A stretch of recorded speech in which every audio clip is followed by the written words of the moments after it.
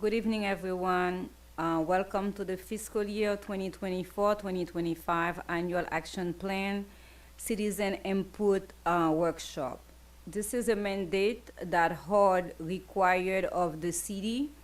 Every year, we're supposed to run surveys, do outreach meetings so we can have citizen inputs. Today, what we're gonna go through is gonna really an overview of the Housing and Social Services Department, the link between the consolidated plan and the annual action plan, a recap of the 2020-2024 consolidated plan priorities and spending, our plan for the fiscal year 2024-2025, which is the 5-year grant funding for this consolidated plan.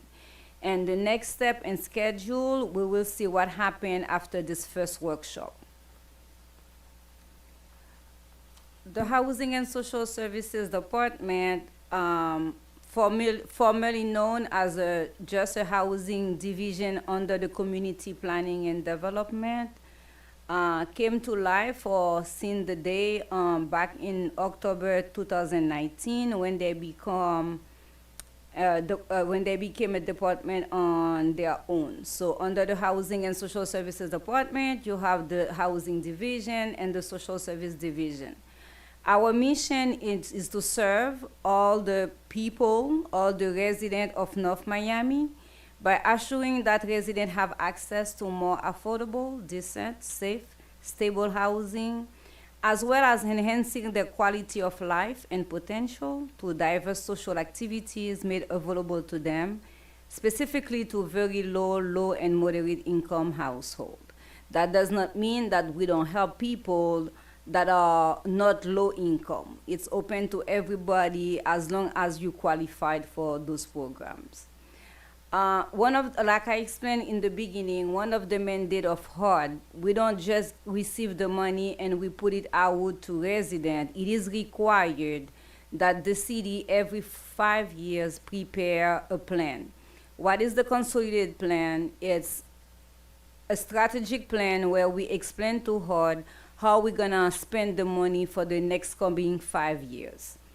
The city did the last complaint that we did was back in 2020, and it's valid for 5 years.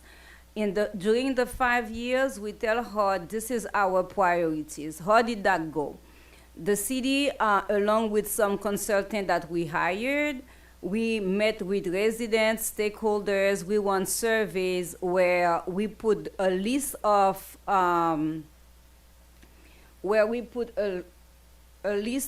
needs and priorities, and by responding to those surveys and those calls, people were making calls and people were sending email. That's how we get to the point we say, okay, housing is a priority, rehabilitation is a priority, economic development is a priority, and we classify them. So throughout the years, we can, if for instance, rental assistance was not a priority, we cannot decide to do to invest in tenant-based rental assistance. We have to go back and amend the consolidated plan. So far, whatever we are doing throughout the 5 years must meet whatever you, the people, you, the resident, the stakeholders said in the consolidated plan. And here a recap of how the survey results came back in 2020.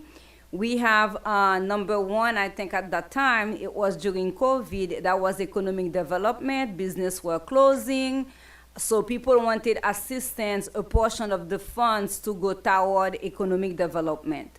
Number two was owner-occupied rehabilitation. And I don't know if you all are residents of North Miami listening or watching this meeting. The housing stock of Miami is very old.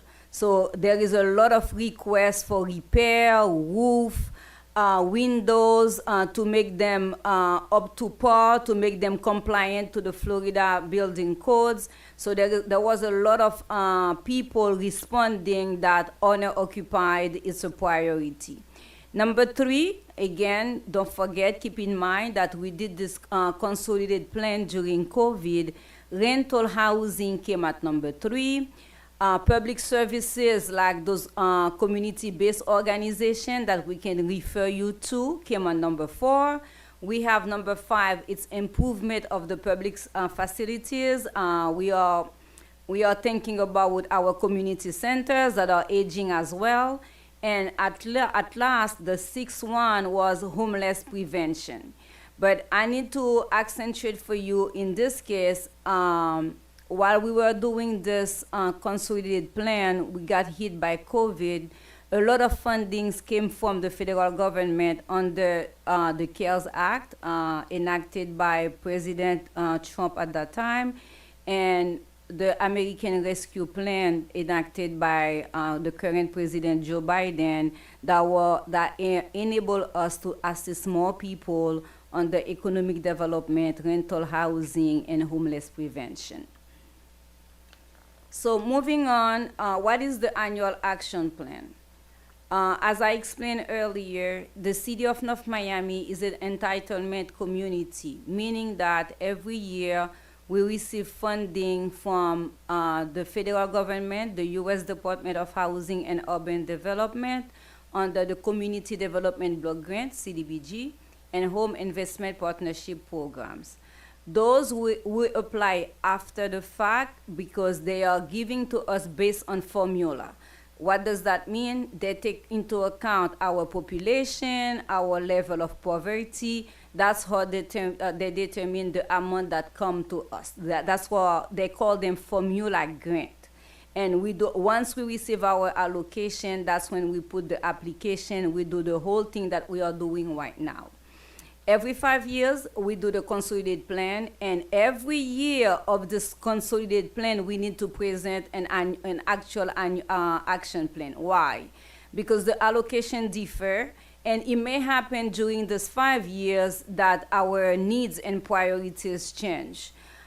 We may, I believe right now, as I explained earlier, tenant-based rentals is becoming a priority. It came number 3 the last time. Now I think if we did a survey right now, it will come at number 1.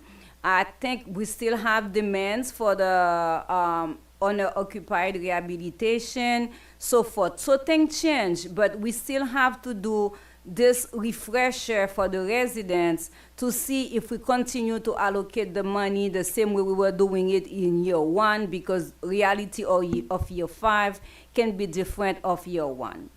The annual action plan identifies strategic projects and output for the use of the annual HUD allocation. Projects that we are going to include in the annual action plan must be in line with the needs, priorities, and goals identified in the consolidated plan. If for some reason we have to change something in our priority, if there is a shift in our priorities, that will require that we do an amendment to the consolidated plan. I can tell you, as of today, for the past 4 years, we haven't seen a lot of changes in the priorities and need. They are kind of consistent. With those fundings that we receive from the federal government, the city may leverage that with state, local, and some private sector investment. For instance, we have a set aside in home funds that can go toward construction of affordable housing. We can partner with private sector to make this project happen. The city receive an allocation as well from the state under the SHIP program, and we used to have a partnership with the CRA, but currently the CRA is well equipped and he is running almost similar projects that we are doing under the CDBG and home. All that being said, it cannot be the city decision only. It is required that you residents, you stakeholders participate. The city, the same way we have an annual action plan, we have a citizen participation plan as well. If, for instance, for the annual action plan, it is required that we conduct public meetings and workshops for residents. It is required that we consult with the agency that we partner with. For instance, we consult with the Homeless Trust. We consult with the people working with seniors. We consult with every sector of the population that got a say in how we should distribute that fundings. Once we're done with those public meetings and consultation, it is required that we have two notice public hearing. We're gonna see the calendar in a minute. We're gonna have the first public hearing with the clerk, with how you call that, with the planning commission board, where this is a mandate meetings. They will consider that as our first public hearing where residents can come after this public workshop and give their opinion. Once this package is reviewed by the planning commission, it's gonna go for a 30-day commenting period. That means someone who don't show up today, who will not come at the planning commission, still have an opportunity to comment on how we plan to spend the money. And at the end, we're gonna have the final approval with council. That's gonna happen sometimes in June. This is what approximately we will receive this year. Under the CDBG, we are expect to receive 789,000 plus. Under home, we are scheduled to receive 352 plus. This is the last year of the plan. Actual appropriation from HUD is yet to come, but usually when we don't receive the actual allocation on time, HUD authorized us to reconduct the previous year that we received. So that's what we did this year, waiting on HUD to forward the actual allocation for 2024. So allocation of funding will be determined based again on consolidated plan goals and RFP process. When we say RFP process, it's not like we are going to solicit the money, it's the community-based organization. We give them money, it's a set aside, mandatory, but we cannot just hand the money. They need to present a project that responds to the needs of the community. For instance, we have people who present a project where they're gonna feed the seniors. We have people who present project that they're gonna serve the pregnant women. We have people presenting project that they are going to do tutoring for kids in grade school that are not reading up to grade level. So basically, two ways that we allocate the money based on priorities, and then the set aside for the community-based organization, it's advertised, and they need to respond, and usually we fund the best project that meet the needs and priorities of residents. So this year, under CDBG, like, I don't know if you guys recall, or the bulk of the money will go toward housing rehabilitation, which we call owner-occupied rehabilitation program. Then there is a set aside, this is a 15%. It cannot be more than that. There is a set aside of 15% that goes to public services, community-based organization. We give that to non-profit organization that organize program for the kids, for the residents where there is a need. And we have a set aside also for public facilities. Usually those goes toward the community center if there is a need.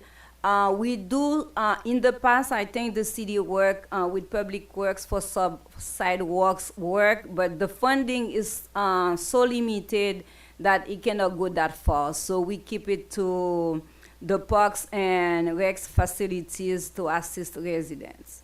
Under the home program, there is the program administration that do not supposed to exceed the 10%. Again, a nice chunk is set aside for the housing rehabilitation. There is a mandatory set aside of 15%. Unlike the CDBG allocation, this one go to non-profit developers. So CDBG, the 15% go to non-profit organization to help people. The set aside of home, the 15% go to developer. What they do with that money, the money is set aside for them to develop affordable housing inside the city of North Miami. And finally, giving all the demand that we've been receiving since COVID to date, we kind of shift some more money toward tenant-based rental assistance. Currently, the city don't have a yearly tenant-based rental assistance. We do have a moving assistance that covers the first and the last, the security deposit and the first month. So what's next for us? As I explained earlier, after this meeting, we're gonna go to the Planning Commission in 2 weeks. That will be on May 7, where the Planning Commission Board will review the actual draft of the annual action plan along with the distribution. And this one will be open to the public as well. The public can come and comment, and after their comments and revision by the board, they will make their recommendation to the city council. But it's not that fast. We cannot go that fast. HUD required between the first public hearing and the second public hearing, which is the city council annual meeting, we have to do a 30 days commenting period. So it will be open May 20th to June 20th, and those drafts will be available at the North Miami City Hall, the North Miami Public Library, and City of North Miami website. So how you gonna comment? Usually we put the draft of the annual action plan, what we're gonna do, all the literature, and then there is a sheet on the side where you can put it's not necessary to put your name, but you can put, for instance, you would like to see more money go toward housing rehabilitation. You would like to see more money go toward the CBOs. Though we have some mandate, but those are the type of comments that you can do during the 30 days commenting period. And after the 30 days per commenting period, the annual action plan will be directed to City Council on June 25th for the final hearing. This is again another last opportunity if you want to share your comments with the council, and we will take all that into consideration for the final draft that will be submitted to HUD on or before August the 15th.